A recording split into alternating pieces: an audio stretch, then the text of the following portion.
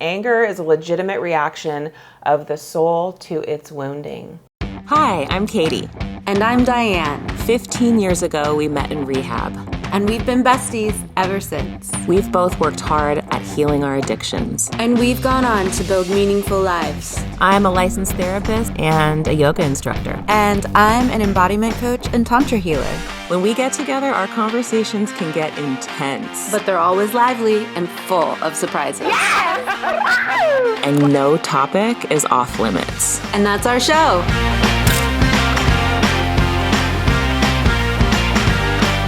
Hi everyone, welcome to another episode of We Can Relate. Today's topic, something you might be able to relate to yourselves, anger.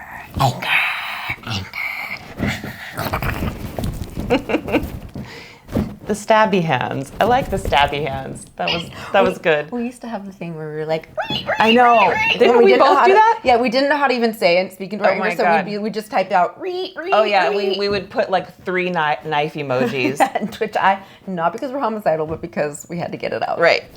And it's important to get it out. So with that, we're going to start with the etymology of the word, which was, we got it from this book by James Hollis, who is a Jungian analyst, and it's called Swamplands of the Soul, New Life in Dismal Places. I love that. I do too. You think of no mud, no lotus. It's like...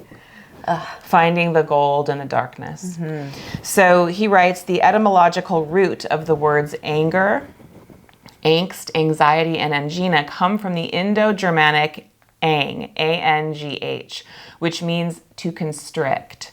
When the organism is constricted in its natural spontaneity, it may suffer anger, anxiety, or somatic distress. Yet for many, anger was not tolerated in the family circle. Thus, when the child felt the wounding of psychic constriction, the unacceptable emotional response was channeled into acting out, repression as depression, or widening a shadow split within. Wow. We will be putting that in the show notes because that is a juicy, meaty one. So much good stuff So in here. much good stuff. And it's interesting, like the first time I heard that you share that quote, so great. And it was tough because we tried looking up lots of quotes about healthy anger and Google wasn't really supportive. It was going into the repressed, like, don't get so angry. And it's like, it has to be, it's a rightful, very human emotion. And that's right. The first time I heard it, I really connected with how the family of origin stuff. And I know you can relate to that too. But the second time, what really got me was the word constrict. It was the natural spontaneity is constricted. So yes, so think of like a child just bouncing around or feeling all their feelings. They haven't learned or been conditioned to reject anything yet. They just have these feelings and they express in healthy ways. But then there's the conditioning that comes into that family circle is like, rejects, and that constriction starts to come in, and the child or the being starts to become programmed to not be in this full expression. And I'm thinking of all these decades and years that I spent hijacked by, riddled with anxiety, depression, feeling silenced and so afraid of showing up in the world. And for me, how I knew this was my dharmic path, my life's calling my work to get into embodiment, somatic practices. Soma means body. Tantra, it's really working with body wisdom and the energy that's not just this constricted up into the mind cerebrally, but really throughout the whole body. Opening with compassion, presence, and respect, and meeting whatever's here within. And like, okay, anger, fear, sadness, shame. What do you need me to know? I welcome you to my inner space. And allowing it that space through the physical self. Right, channeling it. And that's what opened the bottleneck and really began my personal healing on a very new, deep way. And so I love this idea of constriction. And then once we create space and we hold space, then it can flow. The flow begins and the healing really begins to happen. So let's get into, I'd love to hear So we want to go into our stories of like, Yes. it's interesting. Yeah, well, I think maybe start with yours because we're going to share each of ours, but there's a big difference in how we were raised in terms of how anger showed up in our households, or as the case may be, didn't show up. Yeah. And Diane told me this story that we're about to share with you all, that when I heard it, I was just like wide-eyed, like, I don't know, we have a hard time understanding how it was in each other's households because it was so different. So why don't you share the story? Yeah, so polarized. So it'll be interesting I'm excited to hear how you all relate and what your family of origin did with anger in the household. Yeah. Where did it go? Because it's got to come out somewhere. That's right. That's the nature of emotion. So for me, I've talked before about how I grew up in a family. I call my parents are just such sweet, loving people, but they are limited in their own ways, and I call them emotionally beige in the sense that just, we woke up today, everything's good, jolly, really lovely, but repressed, and just not in tune, and limited in that way. So, and I came into the family, this adopted, wild, very bright spectrum child with lots of feelings, and so I describe it sort of like growing up in an emotional vacuum.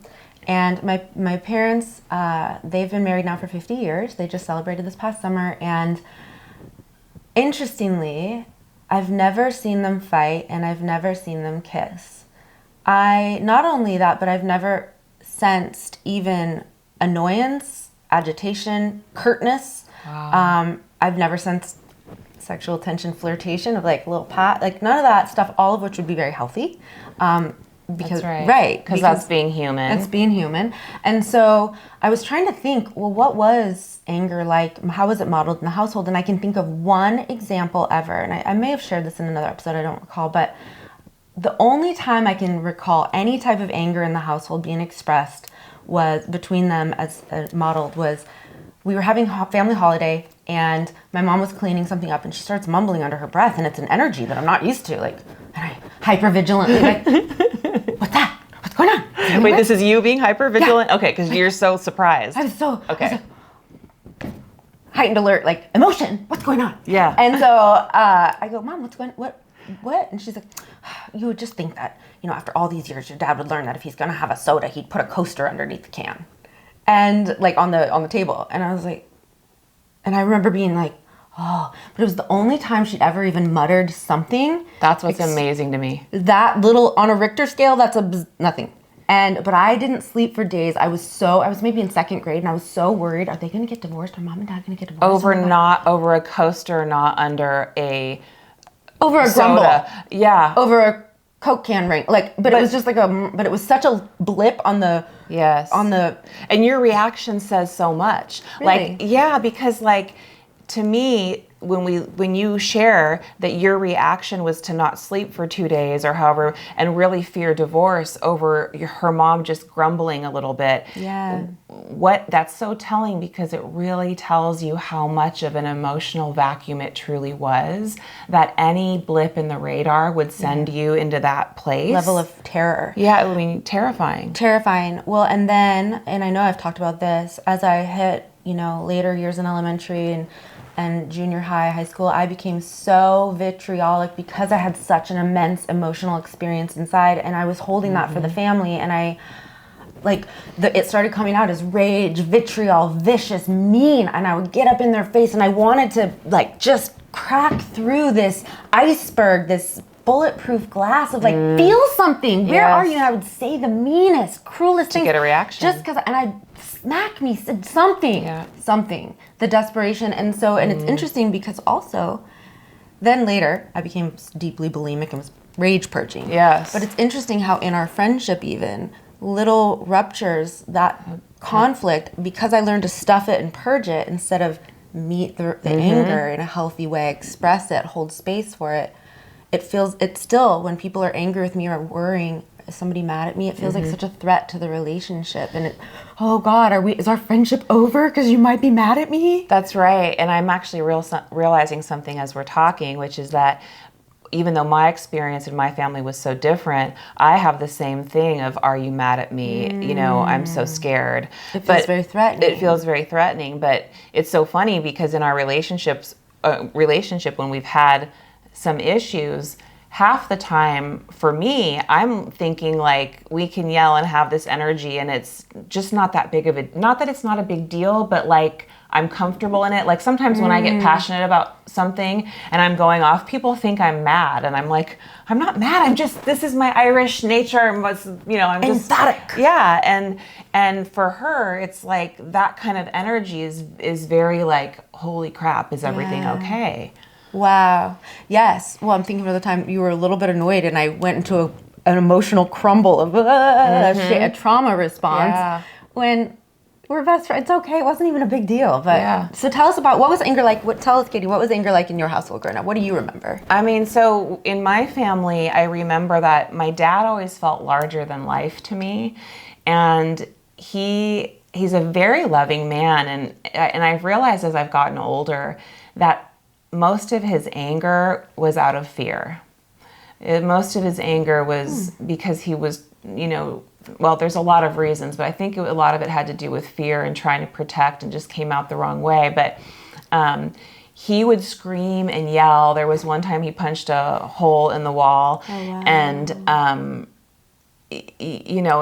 and really in such a loud, scary way. The energy was very scary. And so it kind of felt like in my family, he was the only one who was allowed to have anger or allowed to be angry. My mom would sometimes get angry and she'd go out and take a walk. And I'd always be scared she wasn't going to come back, but she did.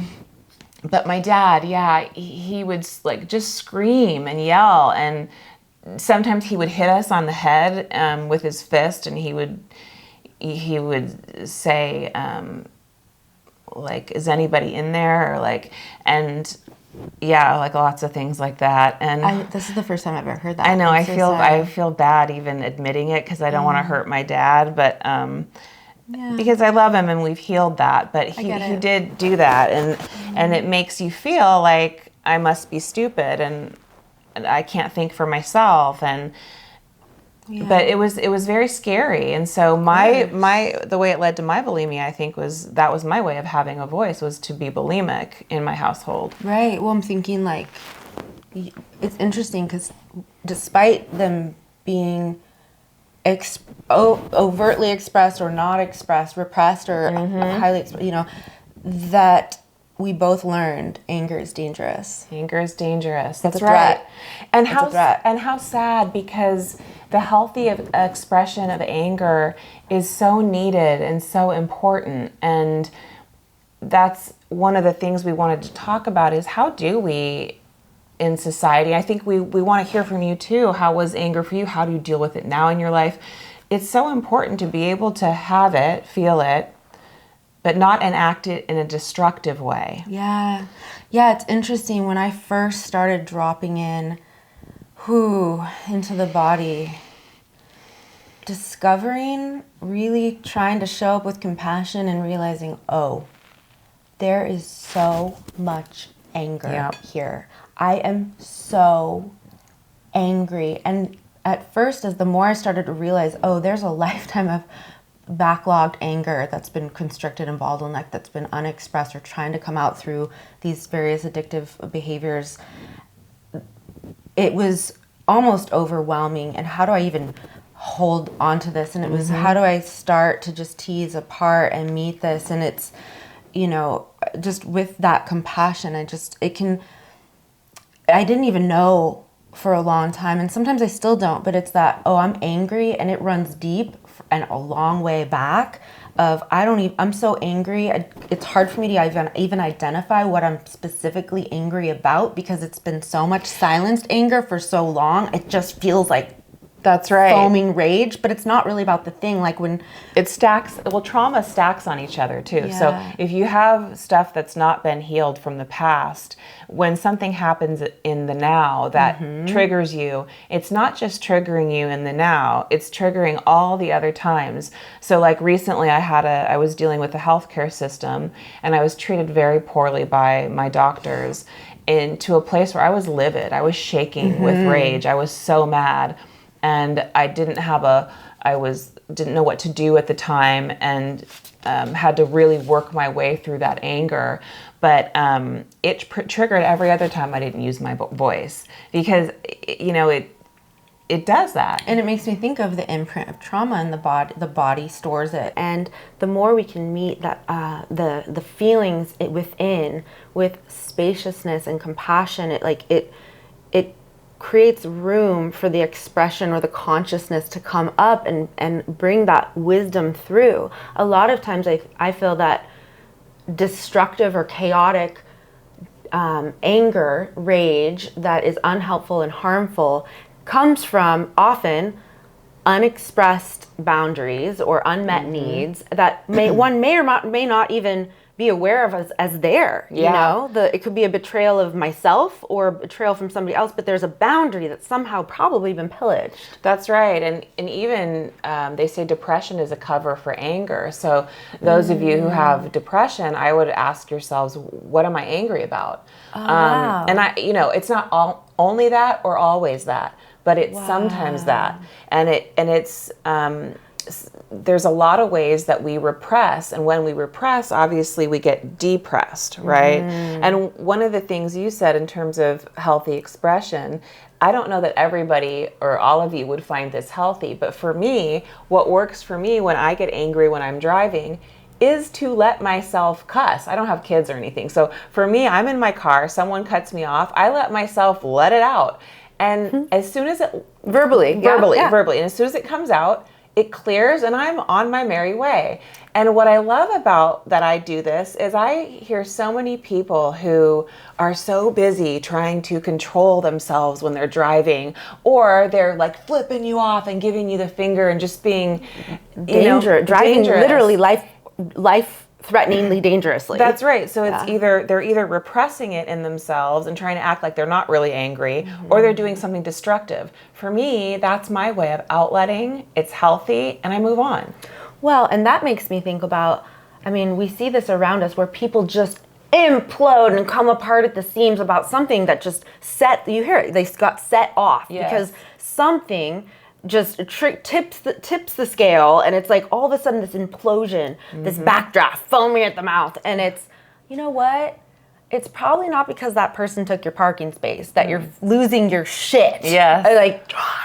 Yes. Okay, what are you really angry about? What's actually going on under there? And it's, if that anger that isn't coming out of these feelings that aren't expressed, they're still vibrating in the body, and they will come out somewhere, sideways or not. So that's right. It reminds me, what you're saying reminds me of another part of this book where he writes, anger is a legitimate reaction of the soul to its wounding. And what I love about that is that I want to use the word allow. There's this beauty in this word allow, allowing space and allowing your anger, because you wouldn't have it for no reason. It's a legitimate reaction to the soul of the soul to its wounding. So if we could learn to allow more often, allow the anger, not being afraid of it or not letting it possess us, but just allow it, then we honor the wounding of the soul, and then we can heal and move through. Yeah, I really feel like it's like honor the anger or be controlled by the anger. That's right. Honor the fear or be controlled by the fear. Honor the shame or be controlled by the shame. We all have oftentimes these conflicting pieces and parts in us. I have one part of me feels this, one part of me feels this, and then this inner conflict, and something very healing for me with my shadow stuff, these parts of myself I don't really love. I don't want to be an angry person. I don't want to be a shame-based person, etc. But when I started to think of, okay, there's highest self, most divine conscious self. Okay, I think of it, I got this vision of the divine self at the head of the golden table within. Okay, right? So I want to be driving the car. I want to be, this is the wise self that I want to be running the show of my life at my best self. Okay. Well, here comes anger, rage, shame, whatever it is that's maybe not so palatable and nice, and I really would rather not have them making the choices of my life driving the car. But if I don't hold space and invite them to the golden table within, and from my wise mind, okay, anger, rage, you're here. I invite you forth, have a seat here at the table because you have something to tell me. You're a messenger. You want to be heard. You have an expression. And maybe you're not going to be at the throne, at the head of the table, driving the car, running my life.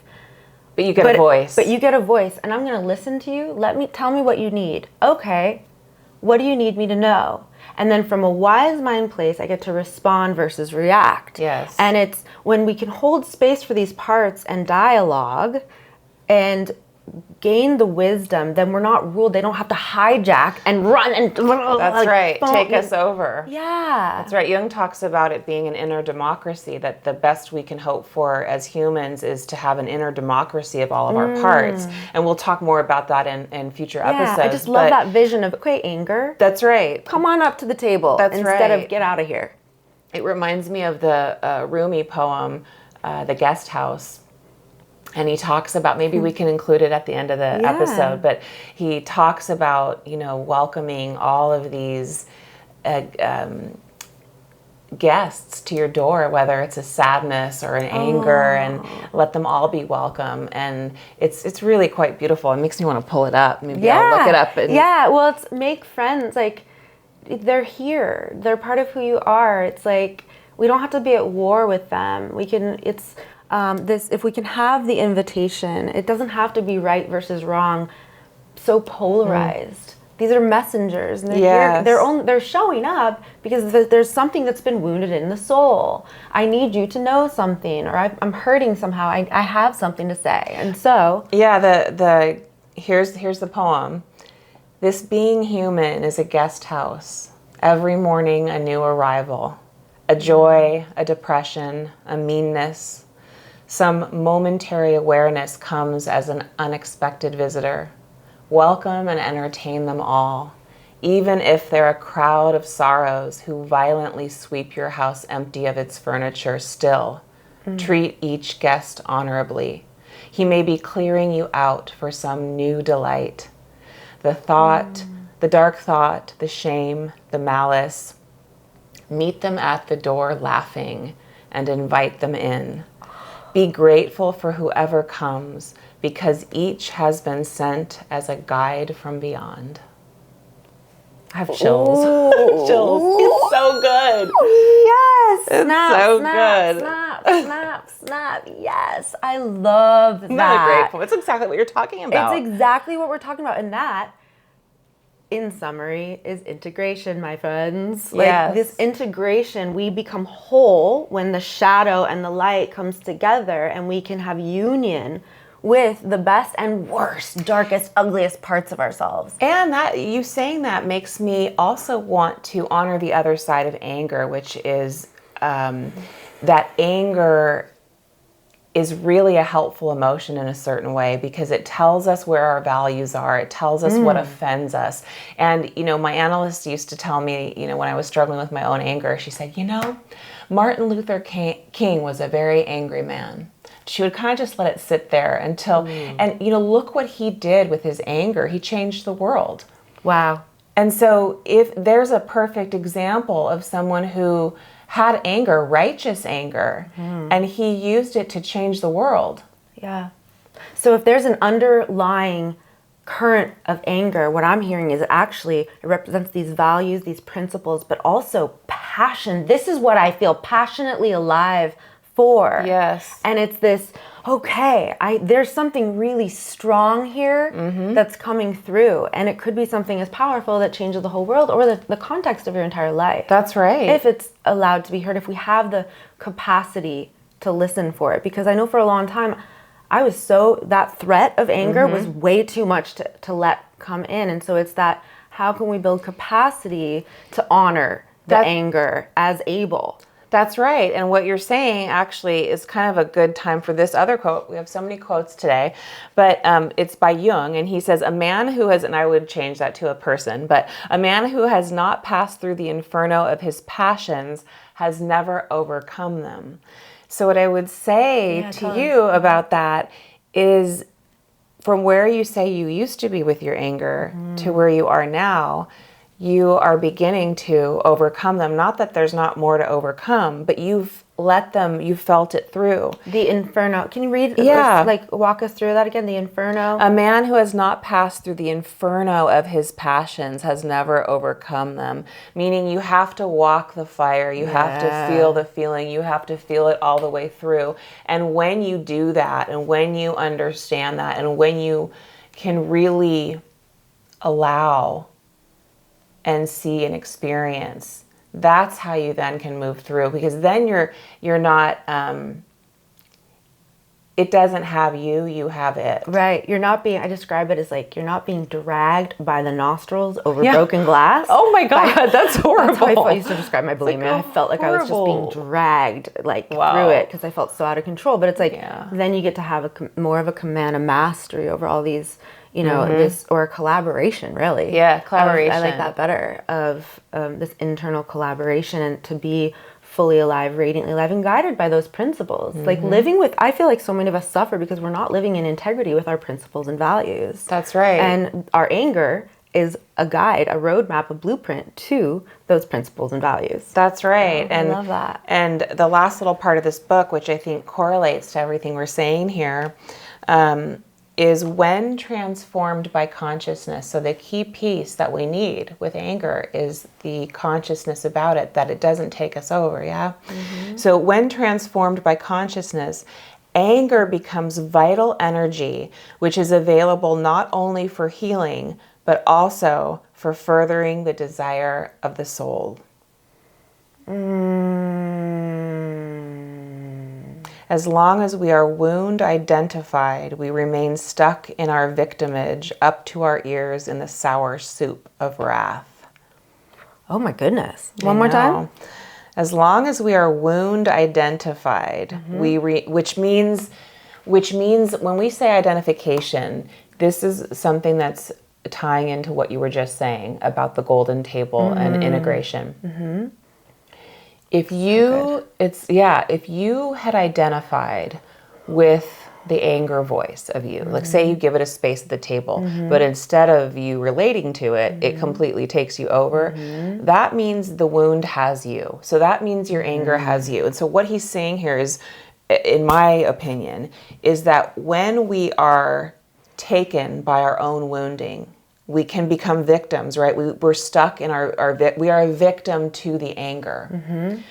And that's why he's up to our ears in the soup of wrath, meaning we're not getting out of it. Drowning. So that's why he says when transformed by consciousness, anger becomes vital energy, which is available not only for healing, but also for furthering the desires of the soul. So it's the consciousness piece that is needed in order to disidentify from the wound. Ooh, I love that. Yeah. I love that. Yes. And it's kind of like what you were saying about what we were talking about with anger shows us where we're offended. Well, if you're offended, that shows you your value. That shows you what matters to you. That's important. That's beautiful. I love that. Yeah. Yeah. Was there more you wanted to say? No. I've pretty much said everything from this book. Not everything, but from the anger part, I've shared what I wanted to share. Great book, and it has all these. It has guilt, grief, loss. So check it out. It has what? Oh, just all these. Guilt, grief, loss, betrayal, doubt, loneliness, depression, despair, obsessions, addictions, anger, fear, angst, and anxiety. Yeah, it's all within here. So check it out. We've got good libraries, y'all. Yeah. As one does. So, tips and tools. Yeah. Yeah. I mean, I think my tips and tools are pretty simple, and I've already kind of said them. You got to find what works for you. You want to ask yourself, what might you be angry about? And then what does my anger need in order to feel heard by me? Because a lot of times I'm angry, they have to hear me. They're only going to hear you when you get out of your anger. If you're consumed by anger and you start trying to reach somebody and you're cussing or you're not centered, they won't take it in. They won't get your message. Right. So it's about how do you hear the anger and how do you get yourself to hear it? Because once you hear it, then you can work on it. And then you go through a process And then you can get to the place where perhaps you say something to you somebody respond else. in a way that can actually be received by the That's other. right. Because if the other is feeling on the receiving attack, end, then that can trigger this whole dance of anger back and forth, the you, me. And one of the things that came up for me is if there's a lot of anger in your relationships, it's like recognizing, it's how can together, instead of it, I'm right, you're wrong, hear me, let me shove all this stuff your way, or vice versa, and we're volleying back and forth. I'm right, you're right. No, this is why you're wrong. And not really getting anywhere constructive. No. It's how can we meet this issue that's happening here in a way that when we're able to respond and receive from a place of reason and having, as opposed to charge, and it becomes we are in relationship, we're relating, and together it's us, we're meeting, as opposed to this polarizing rupture and non-relatedness that doesn't really get us anywhere anyway. Yeah, and that's why it's so important, I think, to work on your anger alone first and to self-calm. I know one of your tools was to do that scan. Yeah, for me, as I spoke to earlier, at first when I started allowing the flow of acknowledging there was anger in me to come through, it was so overwhelming. I couldn't even identify, what am I angry about?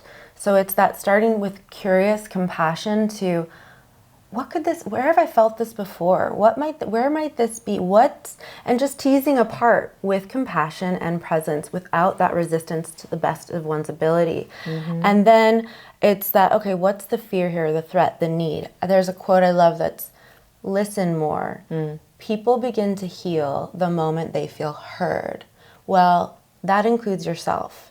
You begin to heal as you start to really hear yourself. And also in relationship, the partner, it's like if we're really listening and we're in a place of regulation, dialogue, we can meet the rupture, the misunderstanding from a place of connectivity instead of diversity of polarity of me, you, right, wrong. So that's right. Yeah, I have a few more, but if you want, was there something you No, want to say? yeah, I just wanted to say that is such a good point, that when we're in a power position, and I think we're going to do an episode on this, but to try to find a way to get back into a relational state, and you can't do that when you're too angry. Because it's still in that over-identifying with the victimhood of, you did this to me, me, I'm not rare. And so to that point, I'd say really, to the best of one's ability, your ability, and I'm going to say it because I always do. It's one of my tips and tools for everything. Dropping into the body. Okay, I'm here. I'm activated. This is one of the ways I started to even understand, that's anger? I didn't even know when I was angry because I was so used to going into the numbing behavior or the repressing behavior. I didn't even know that bulimia might be about anger. That's right. Maybe I'm angry about things. Such a good point. Because it was so shoved down and repressed. I didn't even know. And I was scared of any vibration of anger, any on the Richter scale felt like a threat. So building capacity for more anger to be experienced and felt. And it's like, so I started to identify, I'm angry by, I'm activated. In my body, you might relate, it might show up differently in your body or your body, but how does anger show up in the body? Like, and I started describing it as activated because anger felt like a bad word. And it's you do such a good job of the noticing. Like I remember working with someone once and they weren't even noticing so that is such an important step of noticing, when does it start to rise? When do you feel it in your heart center? And for me, I feel it right here. It's like this tightness and this actual vibration. Your hands might start to tremble. Eye twitch. I call it the eye twitch jokingly, but like really that feeling of like, like maybe you're angry. Yeah. And that gets to be okay. That gets to be it's like, okay, so allowing space of, anger. And then with the compassionate curiosity, inviting to the table of, what are you here to let me know? But even maybe before that vibration that wants to come out, instead of directing it maybe at the person you feel, betrayed you or did wrong by you, it's like, okay, somatically through the body, how does that want to come out? Yeah. Maybe it's rage scribbling. Maybe it's beating a pillow. Maybe it's a boxing class or karate, or maybe it's dance. Maybe it's stomping. Sometimes I'll have people just get really tightened their whole fist. That's a good one. As long as they, and hold their breath for 15 seconds, and as long as you can, squeeze and let it go. Or sound That's it a out. good one. What does your anger sound like if you're alone? Or maybe you need to excuse yourself to a room and just like, ah! Or if you're with at a family event or somewhere and you're so angry at a restaurant, going into the restroom, my teacher taught me this, hi Erin, was cover your mouth with your hand and just scream into your hand or a pillow like, people in the bathroom might think you're a little strange. That said, it's better than losing your shit and saying things or repressing it and saying the things or doing the things that cause, the greater harm. So any way that it can start to get moved out. And I loved how you said you'll say the things in the car instead of flipping off, which could cause an issue, or honking, like rage honking, cutting people off. Yes. In a constructive way, Katie lets it fly verbally. Yeah. And beep, beep, beep, beep, beep. And it's, okay, so maybe writing the rage email or the letter of like, fuck you. Like I started with journaling, like, who the fuck? And I felt so guilty that I was even putting it on paper of, fuck you, like you piece of, like the ugliest of ugly. And then you can burn it. You can wad it up. You can throw it away. Probably please don't send it because it might not go over so well. That's right. You can't unsay. And that's not the point. That's not the point. It's that it's going to go somewhere. Yeah. Yeah, it's going to go somewhere. It's going to go somewhere. And our world needs to find a way to have anger in a healthy way. So if you work on it and we work on it, that matters because we affect each person that we meet in our lives. And so it's a ripple effect. Yeah, exactly. And so much of why we're doing this show, why we're here for you, we're hoping to impart these invitations and wisdom. It's because we are so divided in the world, in our country. There's so much me, you, this, yeah, that. just go on the internet. I mean, my God, it's a cesspool of hate thrown back and forth. And that's all people who are projecting and have tons of anger and haven't worked on it. That's right. And so if you work on it and we work on it, we're doing the right thing, I think. Well, and it's that, and it allows us the opportunity to be in deeper relatedness from a regulated place of I see you, I am you, we're in this together, how can we meet this and expand together? That's right. In healthy ways. So tell us about how anger was for you in the comments. Let us know what you're angry about. Yeah. I'm sure we're going to get some smart asses like, I'm angry about this show. Good, we invite it. Yeah, so. be angry. Tell us, how does it show up for you? How do you manage? What's your journey, your relationship to it been like? We want to hear all the things, as always. Always. So, thanks for tuning in.